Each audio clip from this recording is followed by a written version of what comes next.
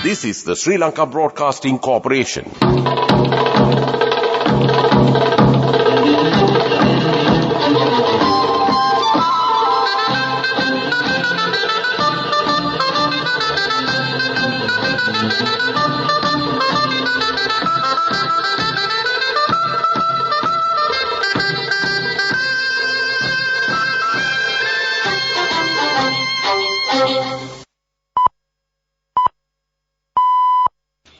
(8:45). This is the Sri Lanka Broadcasting Corporation. Here is the news, edited by Danushka Madhavala and read by Indrani Senanayaka. The headlines. Government resumes construction of incomplete national road system. The US and Sri Lanka strengthen bilateral trade and investment relations.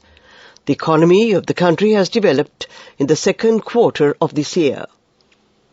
A comprehensive report sought on renovations of reservoirs, tanks, dams and water tunnels within 2 weeks.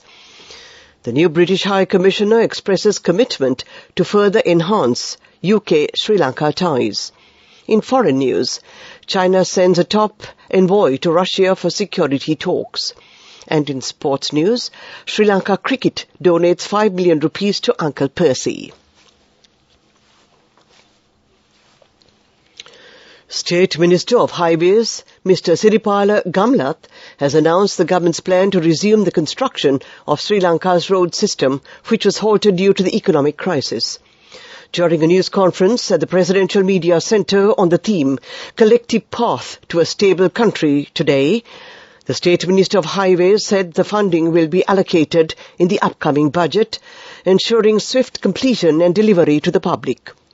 Expressing his views further, he said, when he took office as State Minister, most of the country's highway projects had come to a standstill with significant outstanding payments to contractors totaling approximately 180 billion rupees, equivalent to less than a year's road project budget. We've already disbursed 151 billion rupees, with 29 billion rupees left to pay, encouraging some contractors to restart projects. Additionally, we've settled a substantial backlog of unpaid arrears accumulated over several years. The Medigama-Kurunegala Road is now completed and work on the initial 13 kilometres of the Pothohara-Galagedara Road, spanning 31 kilometres, is progressing as planned. In 2019, the Critical Port Access Route project began, financed by the Asian Development Bank, featuring a special road running from the New Caledonia Bridge to Galle Face. The United States and Sri Lanka marked the 14th Trade and Investment Framework Agreement Council meeting in Colombo today, solidifying their commitment to enhancing trade and investment relations. The technical level meeting, co-chaired by Mr. K.J. Virasinghe of the Government of Sri Lanka and Mr. Brendan Lynch, Acting Assistant United States Trade Representative for South and Central Asia, witnessed productive discussions on a wide range of crucial issues. U.S. Ambassador to Sri Lanka Julie Chang and Mrs. Chandani Vijayawardena, Acting Secretary to the President, set the tone with their opening remarks acknowledging the 75th anniversary of bilateral relations between the two nations. Acting Finance Minister Ranjit Siyambala PTS said that the economy of the country has developed in the second quarter of this year. The economic development of this quarter was reported at 3.1%. The economic development was reported minus 11.5% in the same period last year. The agriculture, food and tourism sectors have contributed significantly in the development process. Meanwhile, the acting finance minister also said that no new agreements will be made with the International Monetary Fund. While speaking to the media in Ruanwala last evening, he said that the domestic debt optimization, which was a basic requirement for foreign debt optimization, has now been fully completed, and hence the foreign debt optimization can also be completed soon. This news comes to you from the Sri Lanka Broadcasting Corporation. We continue with local news. The President's Senior Advisor on National Security and Chief of Staff Sagala Ratnayaka has called upon the relevant officials to furnish a comprehensive report on the country's water resources within 2 weeks. This report is expected to encompass a detailed assessment of the current safety conditions of all reservoirs, lakes, dams and water-carrying tunnels across the island. Additionally, it is expected to outline the necessary repair work required and provide an estimation of associated costs.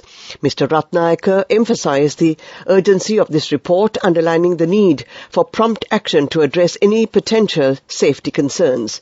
The report's ultimate aim is to facilitate informed decision-making at the highest levels of government. The directive was delivered during a high-level meeting convened at the Presidential Secretariat today. British High Commissioner Andrew Patrick called on Minister Nalin Fernando at the Ministry of Trade today to exchange views on development cooperation between Sri Lanka and the United Kingdom. The discussion between them especially focused on the expansion of new export markets in line with the trade scheme for the developing countries introduced by the UK. The High Commissioner expressed his firm commitment to assist the island in every possible way. Minister Fernando explained the plans of the government to implement new economic policies and reforms through actions such as granting permission to import electronic motor cars, the establishment of 2 private medical colleges, and making laws to eliminate bribery and corruption. That ends the local segment of news. The main news story is brought to you by Sinhala. President Ranil Wickremesinghe has issued an extraordinary Gazette notification extending the declaration of several sectors' essential services as of the 17th of September 2023. The Gazette has been issued under powers vested in the President in terms of Section 2 of the Essential Public Services Act No. 61 of 1979. This extraordinary Gazette notification has been issued with the signature of the Acting Secretary to the President, Mrs. Chandani Vijayawardena. The Gazette states that all services connected to the supply of electricity and the supply or distribution of petroleum products and fuel as essential services. The Gazette also states that all service, work or labour of any description whatsoever necessary or required to be done in connection with the maintenance and the reception, care, feeding and treatment of patients in hospitals, nursing homes, dispensaries and other similar institutions as essential services. The main news story was brought to you by Sinhala. We now take a look at Watchlight. Acting Minister of Technology and Investment Promotion, Kanaka Herath, has called for a comprehensive investigation pertaining to the cyber attack and the data breach linking a number of government institutions that use the gov.lk domain. The Information and the Communication Technology Agency confirmed the massive data breach reportedly caused by ransomware attack between the 17th of May and the 26th of August this year. The ICTA added, due to the unavailability of a backup system, a large number of emails lost due to the attack will not be able to be recovered. Meanwhile, on the directive of Acting Minister Herath, the Criminal Investigation Department has launched an investigation into the cyber attack. World News, brought to you by courtesy of... It's the power to live life your way. The power to be a trendsetter. Power to you with digital banking from Commercial Bank. Commercial Bank. Our interest is in you. World News headlines. China sends top envoy Wang Yi to Russia for security talks.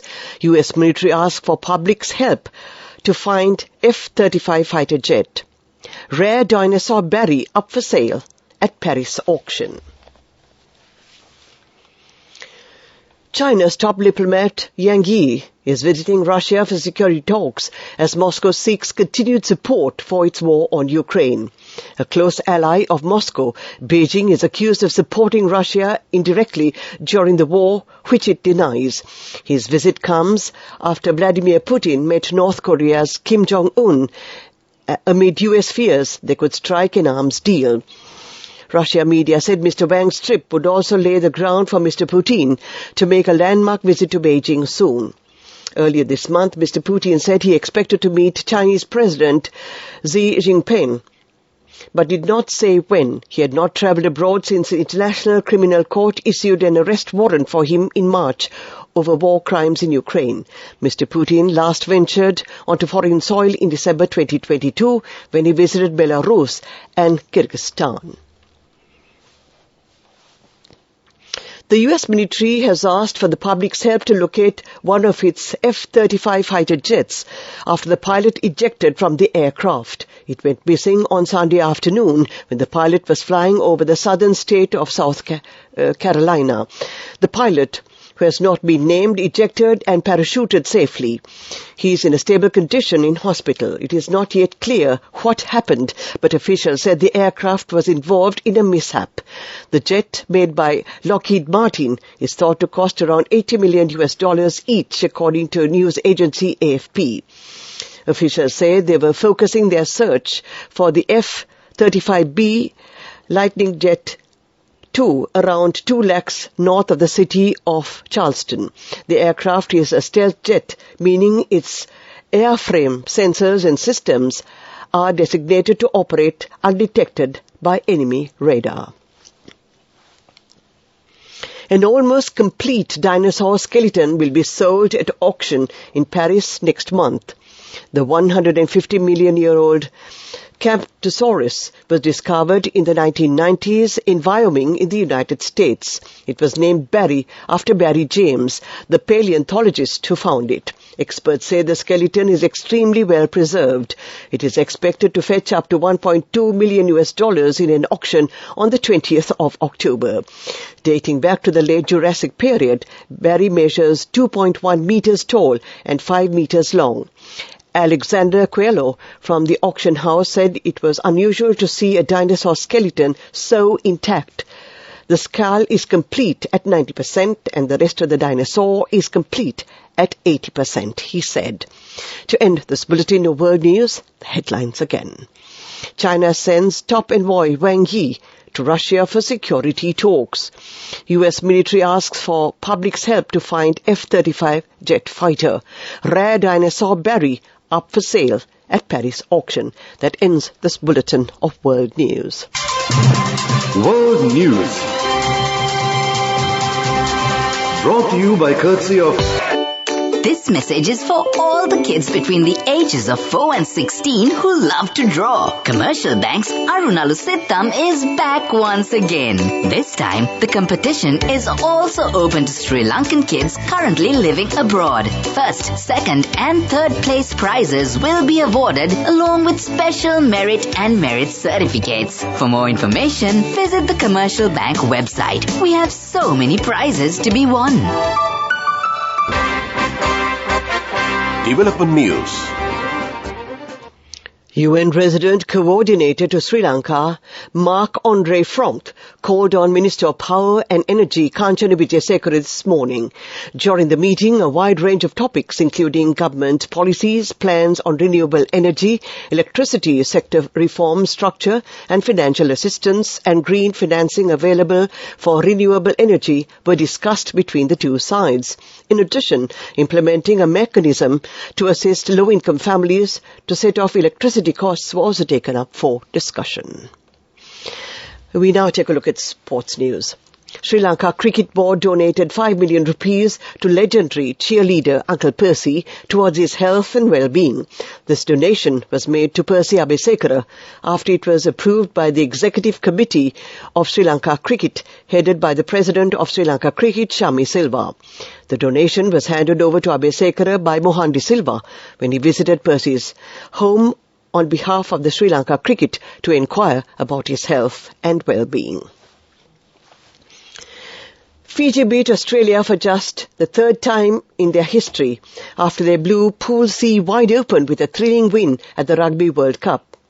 Fine kicking from Simone Kuruvoli put Fiji 12-8 up at half-time before Joshua Tuisova crossed after the restart. Lalakai Foketi went over late on to cut the deficit to 22 to 15, but Eddie Jones' side would not mount a comeback. Fiji's first ever World Cup win over the Wallabies moves them above their opponents into the second in Pool C. That was sports news. Go ekak thiyana youth ekata life ekේ change ekata niyameta set wenna as wahagena dagapu veena habe karanna youth ekata niyameta set wenna friendship එක menna. The all new NSB Ithru Mithru account, NSB IM, a plan for your dream. Business News, sponsored by National Savings Bank, the safest place for your money. People's Leasing and Finance PLC concluded the first quarter of the fiscal year 2023-24 with a year-on-year increase in profits of 80.9% in the midst of a challenging economic landscape. PLC's top-line interest income recorded an 2%, reaching 7,465 million rupees, owing to the increased investment income during the quarter. However, the company's net interest income showed a modest fall when compared to the first quarter of 2022-23. Despite the stated decrease in net interest income, PLC was able to end the first quarter with a profit after tax of 331 million rupees as opposed to 183 million rupees recorded in the first quarter of 2022-23. Business News, sponsored by National Savings Bank, the safest place for your money. Go ekak thiyana youth ekata life ekේ change ekata niyameta set wenna as wahagena dagapu veena habe karanna youth ekata niyameta set wenna friendship එක menna. The all new NSB Ithru Mithru account, NSB IM, a plan for your dream. In response to an invitation from the Financial Intelligence Unit of Sri Lanka, a high-level delegation from the Asia-Pacific Group on money laundering visited Sri Lanka from the 6th to the 8th of this month to brief local authorities on the upcoming mutual evaluation and to hold a workshop. The Asia-Pacific Group visit was to engage with local authorities and provide them with crucial insights regarding the upcoming mutual evaluation of Sri Lanka's anti-money laundering and countering the financing of terrorism framework. Weather report. And finally, we take a look at the weather report. Showers or thundershowers will occur at times in the western and Sabaragamuwa provinces and in the Galle and Matara districts. Several spells of showers will occur in the North Central Province and in the Kandy, Nuwara and Hambantota district. Showers or thundershowers may occur at several places elsewhere over the island during the evening or at night. Fairly heavy showers above 50 millimeters can be expected at some places in the western, Sabaragamuwa and Uva provinces and in the Galle and Matara, Ampara and Batticaloa districts. And to end tonight's news broadcast, the headlines again.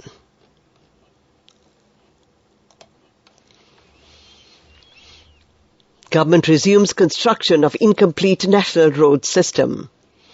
The US and Sri Lanka strengthen bilateral trade and investment relations. The economy of the country has developed in the second quarter of this year. A comprehensive report sought on renovations of reservoirs, tanks, dams and water tunnels within 2 weeks. The new British High Commissioner expresses commitment to further enhance UK-Sri Lanka ties. In foreign news, China sends a top in Russia for security talks, and in sports news, Sri Lanka Cricket donates 5 million rupees to Uncle Percy. That ends tonight's news broadcast.